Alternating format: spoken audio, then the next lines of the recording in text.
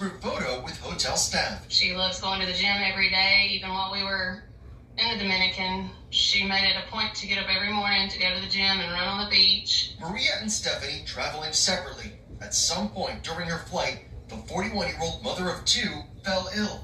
Her boyfriend said, she was sitting in the seat beside of him, and he looked over at her. Her head was kind of tilted back in her seat. Her eyes were kind of rolled in the back. And he said he just thought she was making fun of him like they normally do, just joke around. And then she started convulsing. Stephanie receiving CPR. The plane making an emergency landing in Turks and Caicos. She was taken to the hospital where she was pronounced dead. She was a special person. Her kids really love her a lot. I know she loved him. So it's tough. Stephanie's brother says he was not aware of any pre-existing health conditions. Authorities in Turks and Caicos say they'll be conducting an autopsy to determine the cause of death. David? All right, Victor Kendo with us tonight as well. Victor, thank you.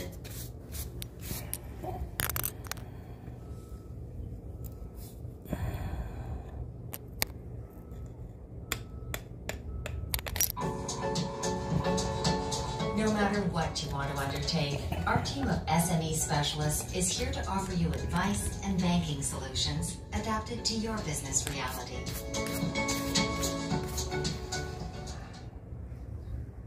First time the Iranian-backed militants firing those missiles on commercial ships. Well, those attacks have now turned deadly. Tonight, at least 3 crew members are dead, and here's Martha Raddatz.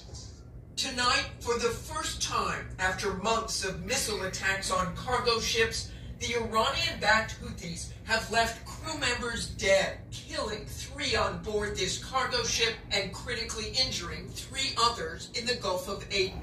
The ship, a Liberian-owned carrier seen in these drone shots billowing smoke, the surviving crew abandoning ship, a U.S. guided missile cruiser now headed to assist. This comes just days after the Houthis sunk a cargo ship carrying 21 tons of fertilizer in the Red Sea. We will continue to hold them accountable, and we call on governments around the world to do the same. But since January, there have already been 4 large-scale U.S. and British joint airstrikes on Houthi targets in Yemen, including 150 missiles and launchers, which appear to have done little to slow down the Houthis.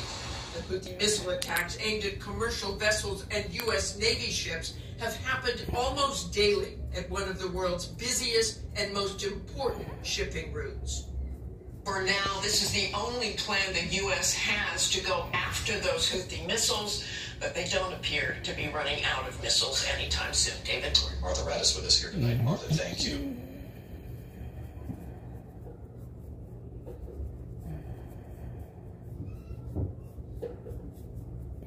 Overseas here this evening, did Russia target Ukrainian President Zelensky? A Russian ballistic missile striking Odessa today, just 300 feet from President Zelensky and the Prime Minister of Greece.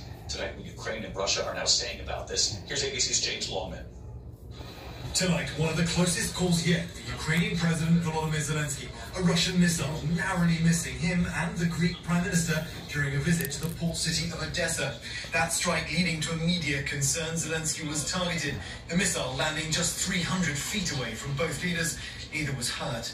But the Ukrainian military today not officially connecting the attack to Zelensky's visit, instead calling it Russian terrorism. Zelensky saying the 2 leaders saw the explosion, adding the Russians don't care where they strike, even with international guests present.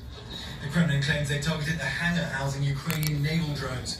It comes as President Biden is expected to push for more aid to Ukraine in his State of the Union speech. So this is waiting to be exported? Yes. We got a first look inside a secret Ukrainian weapons manufacturing facility, struggling to fill the ammunition shortages on the battlefield. Without US military aid stuck in Congress, Ukraine is doing what it can to try to make as much of its own ammunition. But it will never be enough to beat Russia. For that, they need the United States. Ukraine says it can use as many as 20,000 shells a day, but some units are resupplied with just 50 shells daily. The current challenge for 2024 is to multiply our existing production. So you're making every month what you would normally make in a year? What we did in 2018, 2019. So we greatly increase it. Ukraine says it is badly in need of military aid for help on the battlefield and to help try to stop the kinds of attacks that almost hit President Zelensky today. David? Extraordinarily close. James Longman tonight. James, thank you.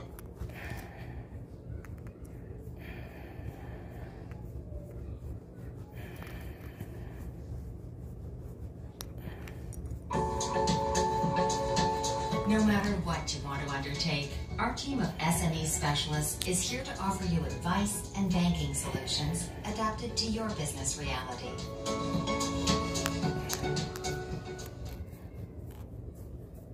Who's also with us here tonight, and Mary, President Biden, this high-stakes moment tomorrow night before the nation, the State of the Union address. The President knows this, the White House knows this, the stakes could not be higher. They could not. You've already seen the president there reaching out to Haley's supporters. David, this is a pivotal moment for President Biden, and this White House and his campaign know it. Trailing in the polls to Donald Trump and facing those persistent concerns and questions about his age, the president tomorrow night has to sell skeptical voters.